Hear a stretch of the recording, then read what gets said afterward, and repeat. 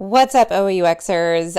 Today I am not recording in my podcast studio because we are working on the podcast studio.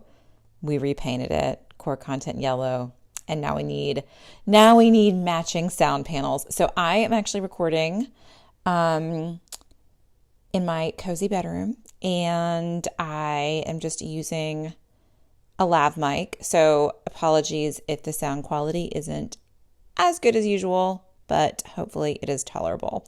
And for this episode, I kind of wanted to get cozy because what I want to do is talk about my origin story, like going way, way back. So this story is featured in the beginning of the OUX launch guide, which, if you do not know, the OUX launch guide is a free 55-page ebook designed to get you up and running, to launch you into OUX in really just a few hours. Like you could spend a day with it if you do like all the missions inside and activities and stuff like that. I absolutely loved writing it and sharing some of my personal journey to UX and to OUX and all the frustration and occasional triumphs along the way. So if you're interested in getting the OUX launch guide, that is at OUX.com/resources/launch guide. And you will have to give me your email and I will subscribe you to my very charming newsletter. And you can always unsubscribe if you don't want to be getting that. But I would recommend you do, because if you're interested in OUX, you should be on the newsletter. So I am going to be kind of reading this first part. It's a 5-part series. The first part does kind of talk a little bit about me and tell some stories that I've actually never shared before. And I am likely going to, as I'm reading, I'm going to be adding some color, adding some detail here and there. So even if you have read the OUX launch guide, you might still be interested in this. You might get a few other little tidbits just to kind of help you understand this person behind OUX, behind this podcast, the person that I like to call myself the chief evangelist for object-oriented UX. And hopefully you'll resonate with certain parts of this story. So yeah, sound good? Cool? All right, let's get into it. Welcome to the Object-Oriented UX Podcast, a podcast about tackling complexity head-on, gracefully organizing massive amounts of information, facilitating cross-functional collaboration like a boss, iterating strategically and designing scalable, future-proof, and of course, naturally intuitive object-oriented user experiences. An OUXer is a powerful blend of information architect, business analyst, and UX strategist. If this sounds like you or what you aspire to, you are so in the right place. I'm Sophia, user experience designer and chief evangelist for object-oriented UX. I've taught OUX to companies big and small and to thousands of individual designers like you, and I am honored to be your host. So hi, I'm Sophia. As I just said, I'm the chief evangelist. I am the chief evangelist for object-oriented UX as of now. And this is a philosophy and also a methodology that I really started popularizing back in 2013. And we're actually going to go back even farther than that. So throughout the years, I've brought OUX to companies like Adobe, Atlassian, Google, Autodesk, Shopify, HubSpot, Delta Airlines, Macy's, MasterCard, Credit Karma, CNN.com, lots more, big and small companies. And I didn't coin object-oriented, of course, and I didn't coin user experience, of course, right? But as far as I know, I was the first to mash up those two exact terms, and that was back in 2015 when I was just a few years into my UX career. So I think I officially can say that I put these terms together in that first A List Apart article that you may or may not be familiar with. It's got the dinosaurs on it. And I call it the dinosaur article because it's really old now and it's got dinosaurs on it. When I published that article back in 2015, it was absolutely terrifying. I worked very, very hard on that article along with my lovely editor, who I will mention later on. I still to this day have not had a piece of content go viral the way that that very first article went viral. I think it was tweeted like 20,000 times or something ridiculous like that. Big names in the industry like Brad Frost, who's been on the podcast and who I've done some work with, which is awesome. Karen McGrain, Ethan Marcoux of Responsive Web Design, like big names were saying really, really nice things about this article. But when I first published it, it was terrifying because A List Apart has a really great circulation.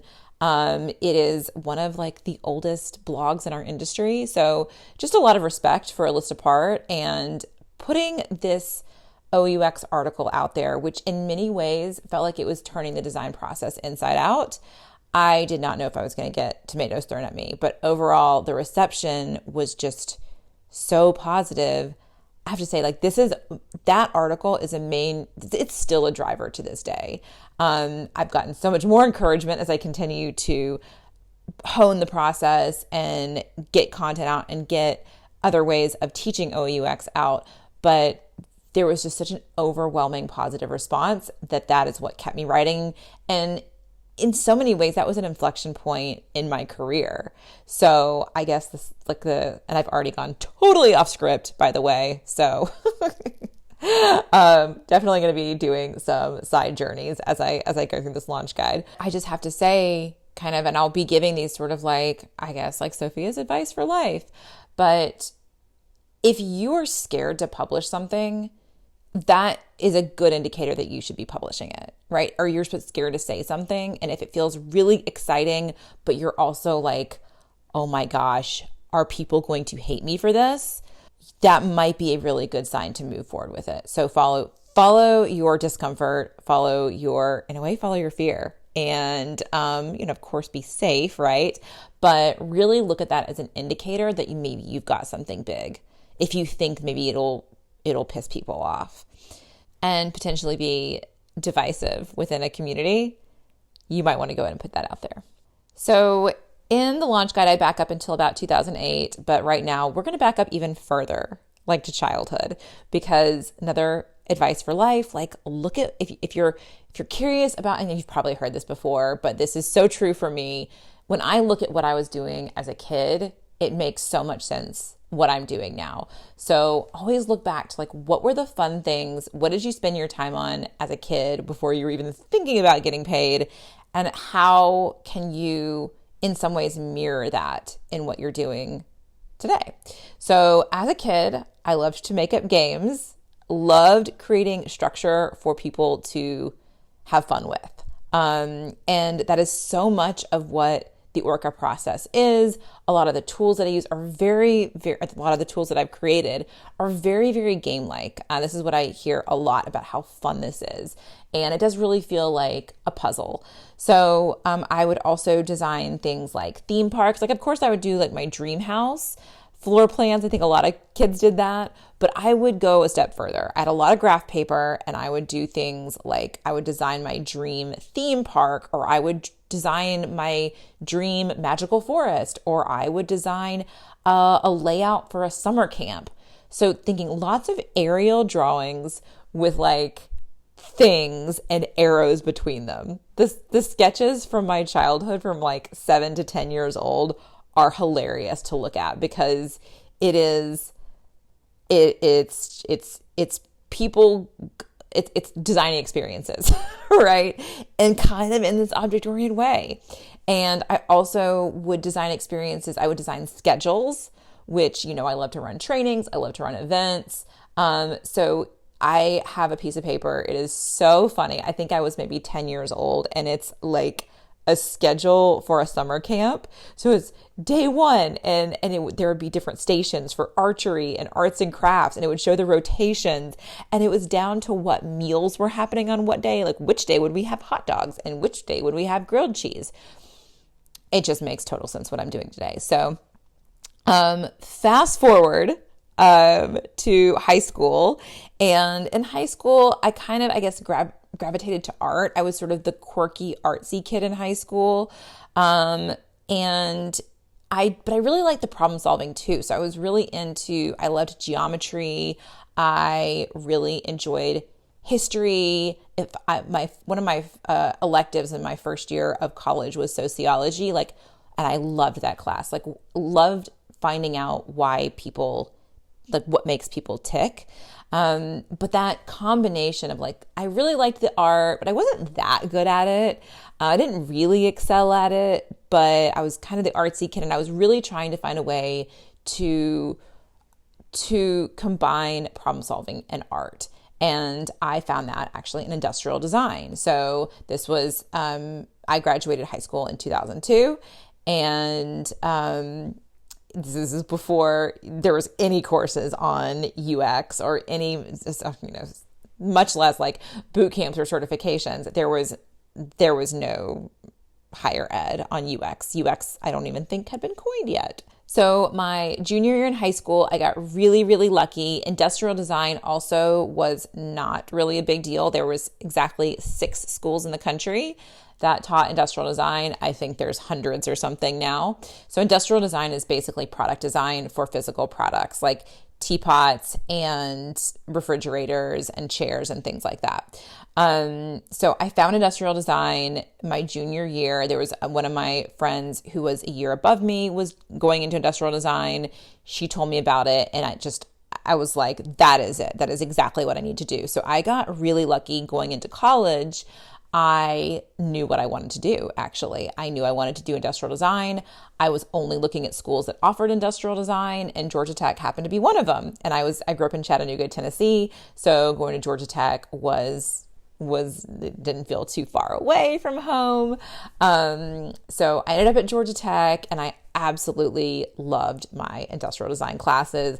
I loved college so much. I feel so lucky that I knew what I wanted to do. Not that I ended up doing industrial design, but I thought I knew what I wanted to do, right?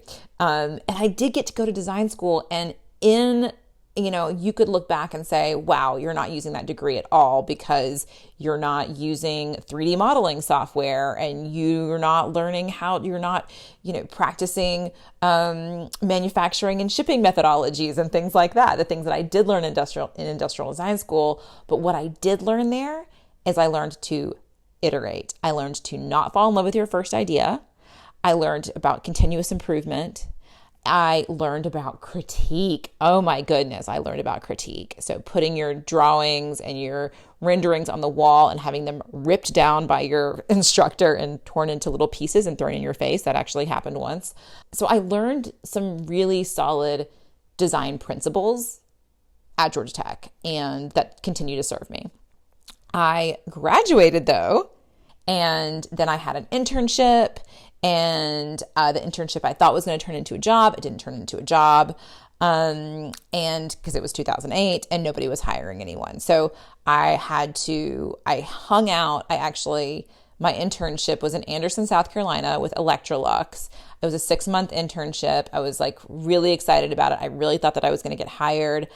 I ended up staying in Anderson for about 4 months, unemployed, waiting for them to hire me because they were kind of like, maybe we can, maybe we can't. So I didn't move.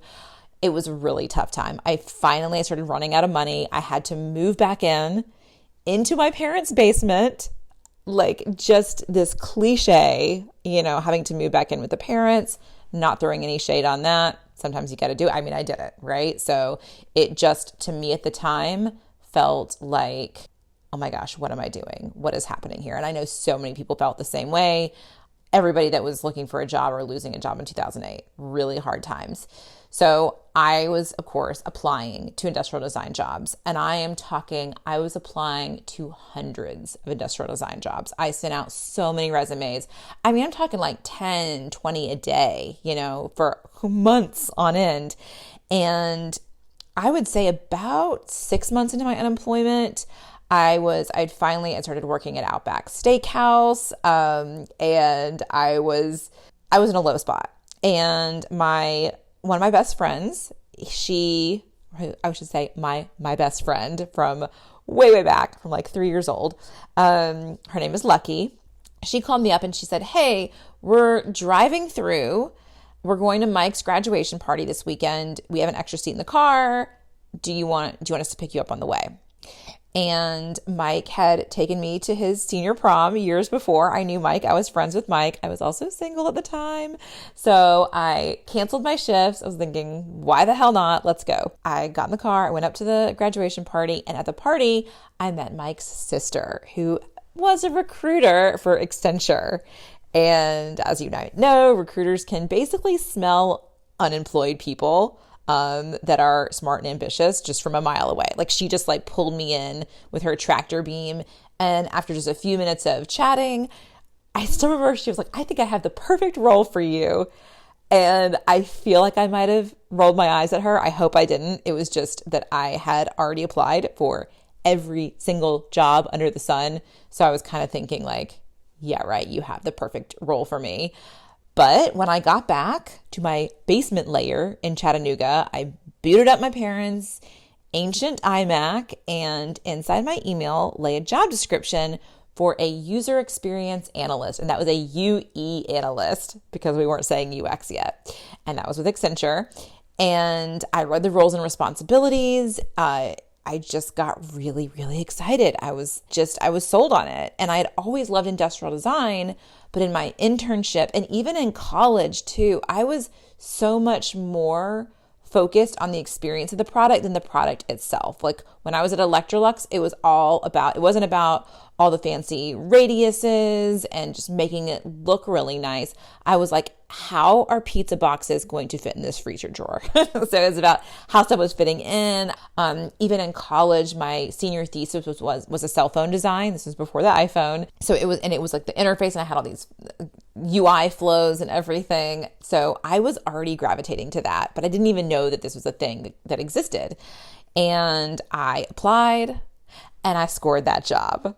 So, which was really awesome. So Mike and we just remained friends, but his sister definitely changed the course of my life.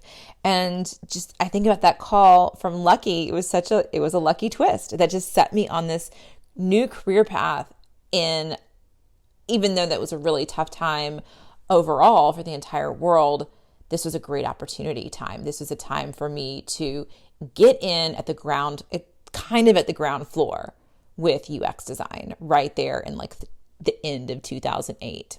I joined Accenture, and after just a few short weeks, we went to core analyst school. If anybody's been to Accenture, you know about core analyst school. I'm not going to talk about that. What happens at core analyst school stays at core analyst school. But I had this consultant training. I got my first project, and that was in Pittsburgh, and it was with my very first client, Blue Cross Blue Shield. And the project was a redesign of insurance software that was used by these account executives for configuring custom insurance packages for their like large enterprise clients. Okay. So complicated. Yes. I was definitely very confused. I barely understood my own health insurance, much less B2B enterprise insurance. So to orient me to the project, the exiting UE designer, who I was replacing, handed off basically a bunch of files of outdated Axure wireframes. I believe they were Axure wireframes. They may have been in something else. And a folder of requirements spreadsheets that I was supposed to analyze. And it was just, I remember it being a lot of information, like the wireframes, and then there was some requirements that to kind of like sprinkle on some UX in some of these screens. So this material, it just spanned the spectrum from like really, really vague to comically precise, which I'm sure you've dealt with before. So high level use cases like a user can submit edited insurance package for review, and like really super detailed business requirements with all this foreign business jargon and UI specifications, like user must select approved AES codes from drop list. So those are not exact quotes from the business requirements docs. I do not actually remember the exact ones, but you get the idea, right? You've probably seen stuff like this that goes from just super vague and broad, which you don't even really know what it means, to like incredibly detailed, that even gets down to the UI implementation, which really shouldn't be in requirements, right? So my job was to clean up the wireframes and add a few other pages, fill in some edge cases with rules that I didn't really understand. And this design, you have to visualize this. Like, the people using this are these high paid professionals, right? Using this software for like 8 hours a day. And so this design was supposed to serve this very specific business environment. And that business environment was still real fuzzy for me. I was being asked to design in the dark and to do it fast. And this turned out to be a theme in my career. So the wireframe review of my new screens was set for Friday. I came in on Monday. So does this sound even slightly familiar, having to design something you barely understand? So despite having to design in the dark, there was definitely some bright moments on this project. Some moments that actually ended up fueling my career and really helping me realize the kind of work that I wanted to do. So I remember this one meeting in particular, the cloud of frustration. The whole team was frustrated, right? It wasn't just me that was frustrated. Like, there were other Accenture people on this team. Everybody was pretty confused. Even the client team was pretty confused. It was just really, really complex business domain. And then during this one meeting, that cloud of frustration temporarily lifted. And I really saw that glimpse of what this kind of work could actually be and what I wanted it to be. So I was in this small room. It's like, I can still picture the room. It was like crowded. It was about 5 client-side team members and me. And I think I was the only consultant in the room, if I'm correct. But it was like, there was way too many people in the room that should have been in the room. I do remember that.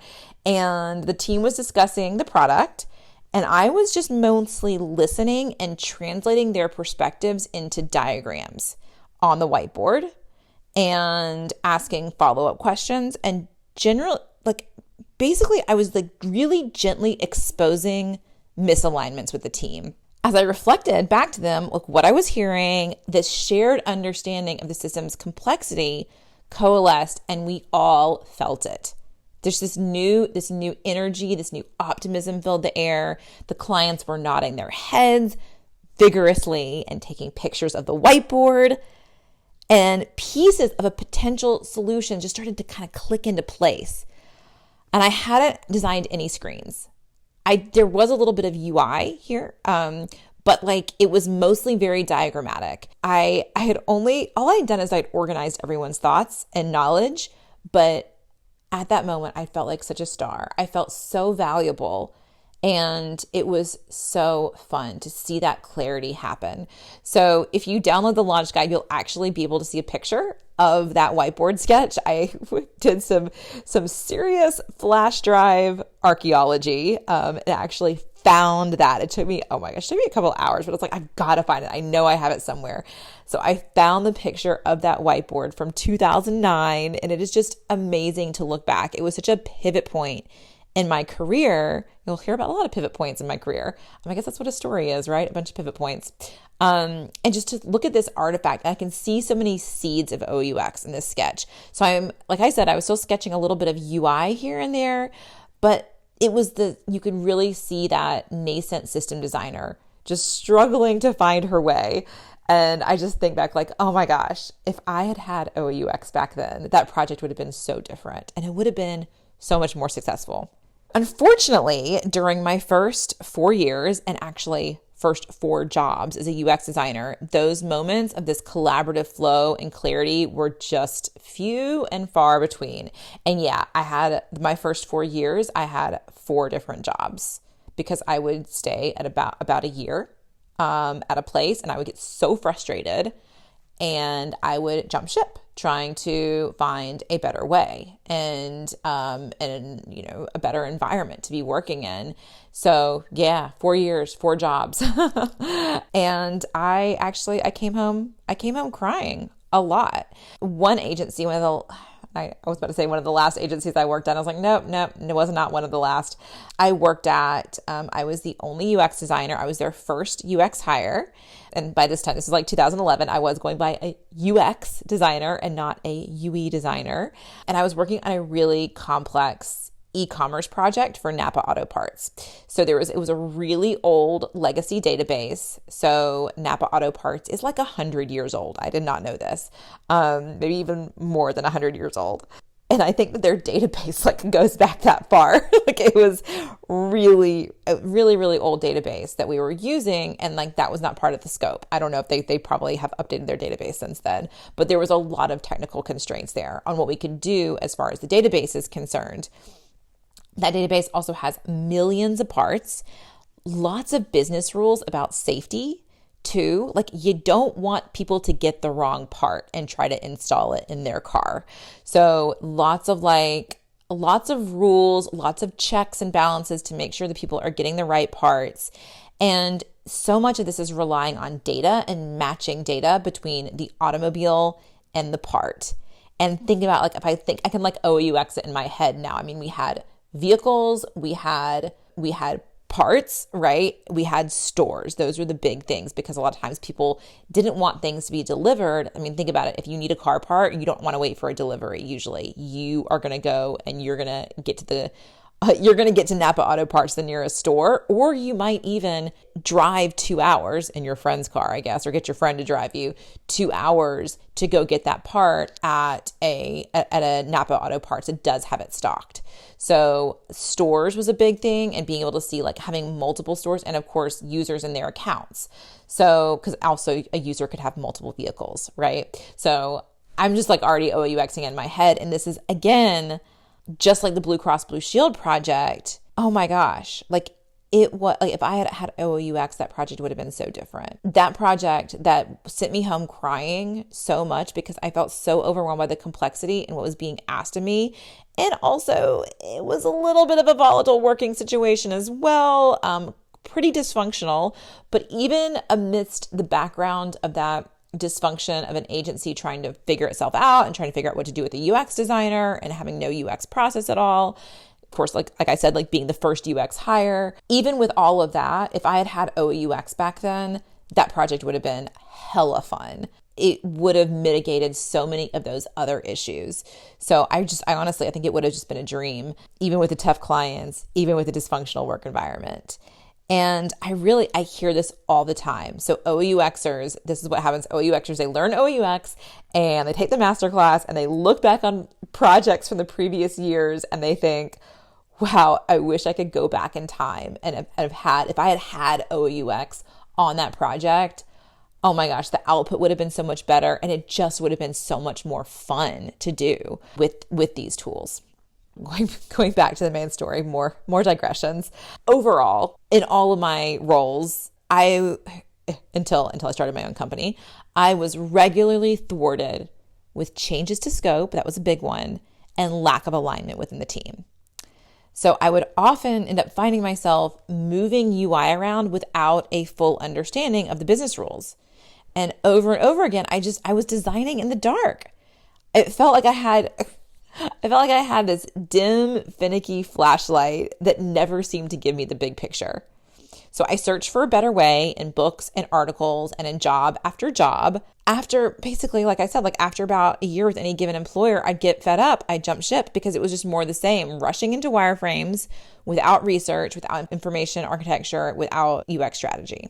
I was looking for better ways and I did find amazing help. Couple to call out, definitely the work of Jesse James Garrett with the elements of user experience design. That was definitely a playbook. And sketching user experiences by Bill Buxton. I found Sarah Wachter-Becher's her book Content Everywhere later on. And also Mike Atherton's domain modeling. That came later as well after I'd already started creating the OUX methodology. And it just, if I had had it earlier, it would have been a total godsend. I say that, but then I also think maybe it was a good thing that I didn't find those folks that were already doing this kind of content modeling and domain modeling and thinking in this content data first way. If I had found them earlier on, maybe I wouldn't have created the methodologies that I did create in my ignorance.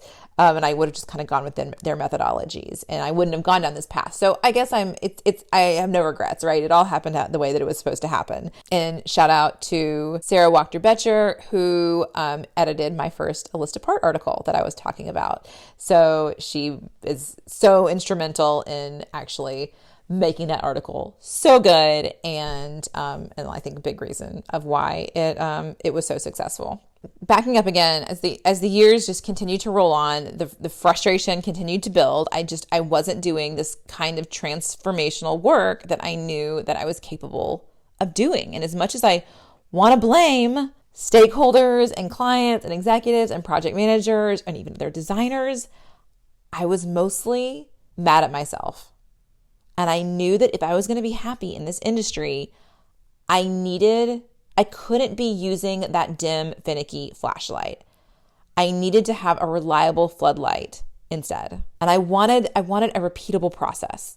I wanted to know where to start. I wanted to be able to synthesize this chaotic pile of spotty research and jargony business requirements and conflicting priorities.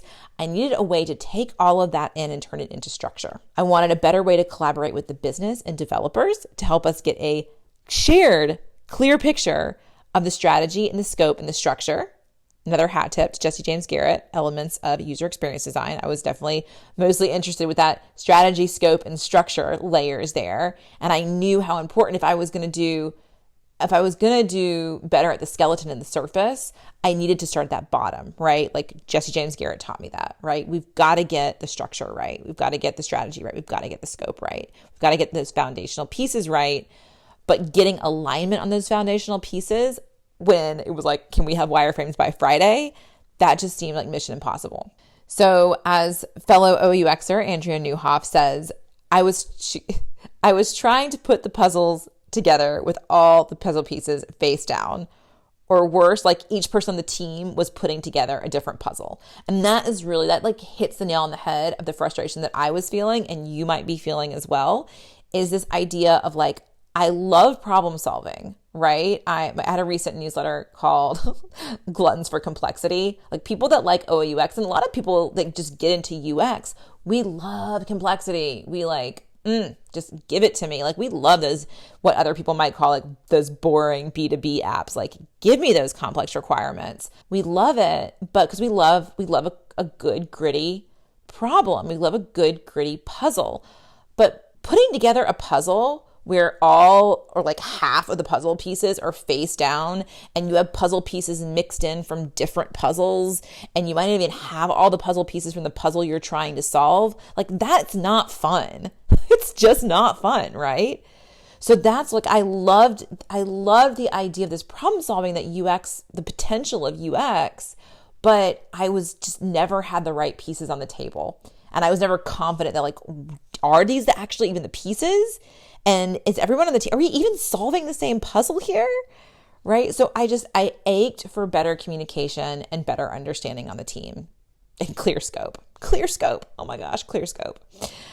And I just hated this just avoidable rework caused by last minute changes and new requirements popping up out of nowhere, right? Like that feeling of, why did nobody tell me this? Right? And again, like I was just mad at myself because I was like, I'm not asking the right questions somehow. How am I not asking the right questions? Why is it that this stuff is coming up late in the game? And I really, I thought UX was going to be fun. It wasn't fun. Does that resonate with you at all? Is some days just like not as fun as you feel like they should be? Like it could be more fun? If so, I feel you. I feel you. I was there. And if you are experiencing something similar to this, I promise there is a way out of this anxiety and stress and exasperation. There is a way to flip those puzzle pieces right side up and make sure that you have all the right puzzle pieces, and you don't have puzzle pieces from other games in there. And you don't you're very confident that the dog didn't eat a bunch of those puzzle pieces. Okay, which makes solving that puzzle still a challenge, right? It's still a challenge, but it's the right kind of challenge, right? We don't want to be in the challenge of trying to fit a puzzle piece in a different puzzle. Like that does not make the challenge fun. Anyway, around 2012, things slowly started to change for me because some impactful principles emerged. And I'm not going to get into the CNN story, You might already know that if you've read that original article. And if you get the launch guide, I go into that story too. I've told it so many times. So I'm not going to get into that. But basically the work that I did at CNN with responsive design and election results, like that was huge. If you know me at all, you probably know that already. But the main things that were emerging was content before layout, content/data before layout, content/data organized into real world things, a simple system as a foundation for a complex system, and reusable parts. Okay. I also began to learn more about databases and human psychology, and that not only developers, but all humans think in objects. And I realized that many principles of object-oriented programming, like reuse and encapsulation, inheritance, and relationships defined by cardinality and abstraction, all those like main principles of object-oriented programming actually could help and could apply to what we do in UX design and really help in many of the same ways that that those principles helped with going from procedural programming to object-oriented programming.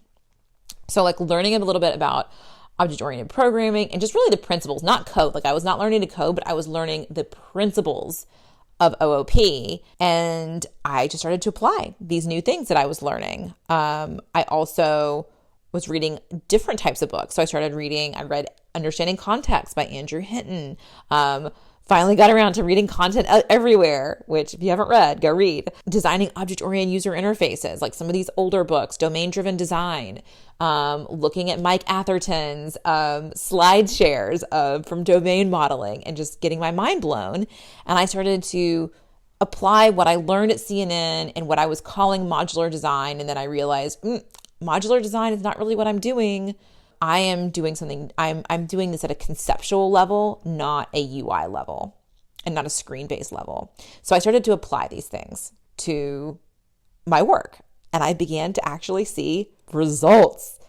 I was starting to get what I'd always wanted: less guesswork, a lot more confidence, way less surface level work. And I was doing this structural work. I was still doing the surface level work, but that surface level, I didn't have to rework it so much. It came a lot easier because I was building the really good structure underneath it. So the surface work was just kind of like fell together much, much nicer instead of just like playing what I call the bring me a rock game with my clients and with the business, where I would just bring them some screens and be like, hey, is this what you're looking for? And they'd be like, no, I didn't want to, maybe a little bit of this, maybe a little bit of that. So they bring me a rock game. Is this the rock you're looking for? No, I kind of want a little bit of a lumpier rock or a smaller rock or a shinier rock. And then you go get another rock and you're like, is this right? Is this rock what you're looking for? So I was doing a lot less of that bring me a rock game. I was actually, once we got to wireframes, my clients and stakeholders were kind of like, those reviews were kind of boring. They were like, yeah, this is what we talked about, because I was using those principles. So in 2014, I invented a sticky noting diagram method that I call an object map. And the launch guide, I go into a little bit more in later sections on the development of the object map. It has definitely evolved. And I invented a few companion artifacts like the call to action matrix and the navigation flow, which is basically like an OOUXy sitemap. And once I started pulling all these activities and principles together, I saw that I had constructed an interactive object-oriented architecting process. And I named it ORCA, referring to objects, relationships, calls to action, and attributes. That ORCA didn't actually come around until 2019. And I have to call out the help of Mariana Ivanova. And we were in Bulgaria. I had done a workshop for UX Sophia. Maybe it wasn't the conference. I'd done a workshop. Lucrat was hosting that workshop, and Mariana was in the workshop, also kind of helping out to give feedback for the workshop. And she took all of these notes, because she had already been using OOUX a little bit by the time I got to Bulgaria.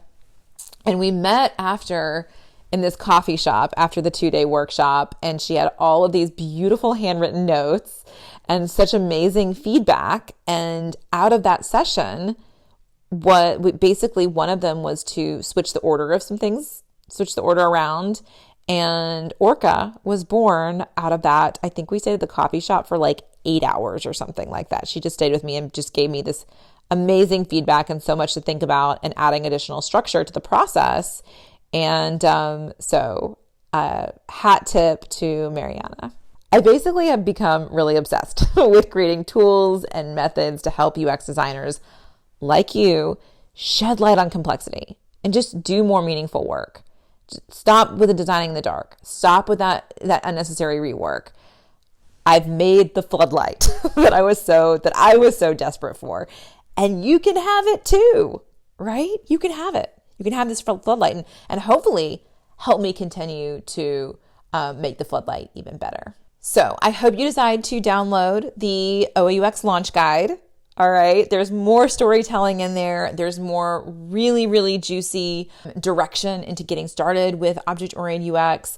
I talk about my granddad's mantra that really helped me and that really kind of like clicked things into place back in 2011-ish, 2012. I get deep into shapeshifters. So talking about shapeshifters and sort of how those came to be, how I started pretty early on realizing how we could create efficiencies by getting rid of those shapeshifters.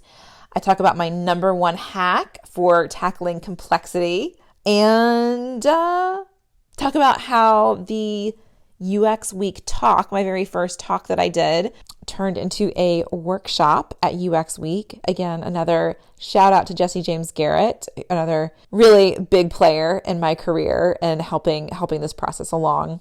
Go to OOUX.com/resources/launch guide. Definitely the link is in the show notes for you to download the launch guide. You can probably skim over the first part of it because we basically covered it here, but definitely dive deep into part 2 and 3 and 4 and 5. And then I hope to see you in the OOUX Masterclass, the OOUX certification program. Cohort 8 is kicking off on May 1st of this year. For those that are listening in the future, it is 2023. And so cohort 8 is coming up. I will tell you that cohort 7 pretty much sold out from the wait list. I think completely from the wait list. Maybe a day after the wait list. It kind of went out in the newsletter, but it was mostly filled up from the wait list. And it was filled up a whole lot because even before the wait list, so you can go to, oh my gosh, what's the URL? Go to OOUX.com/certification and there'll be a way to get on the wait list if you want to be on the wait list. But the very first people that are going to hear about cohort 8, well, the very first people that are going to hear about cohort 8 are people that need to recertify. So recertification is coming up for cohort 1 and 2. So they will be the first to know. So I know for a fact that we're already going to have some people getting recertified. The next wave of people that are going to find out are the people that are already enrolled in the self-paced masterclass. Okay. They've basically put the down payment on. They started learning the material. And I really anticipate that we might even sell out just from the people in the self-paced masterclass because so many people have told me that they're joining the self-paced masterclass to then get into a certification cohort. So if you are interested in getting certified, I would highly recommend to go ahead and start on the self-paced masterclass. There are 2 good reasons for that. 1, to make sure you get a spot because you'll be one of the first to know. Second, you can get a head start on the content. It's the same exact content. You don't end up paying any extra. You're just basically paying for the certification in 2 payments. You're paying the $997 to get enrolled in the OOUX Masterclass. And then you're going to pay at this time of this recording, the $600 to upgrade to the certification when the time comes. So it's no extra money and you can be insured a spot in cohort 8 if that is what you are looking for. And feel free if you have any questions about anything that I talked about, follow-up questions about my story, or if it's just really like resonated and you feel me on this and you are experiencing some of this. 1, my heart goes out to you. I want to help. I want to give you OOUX so bad, but you can always talk to me over on Twitter at Sophia VUX. So over and out, y'all, and happy OOUXing. Thank you so much for listening. I truly hope you enjoyed this episode. please visit objectorientedux.com/podcast for show notes. Our soundtrack is Fighter by Ruby Bell, courtesy of Sugaroo Records. Happy OUXing!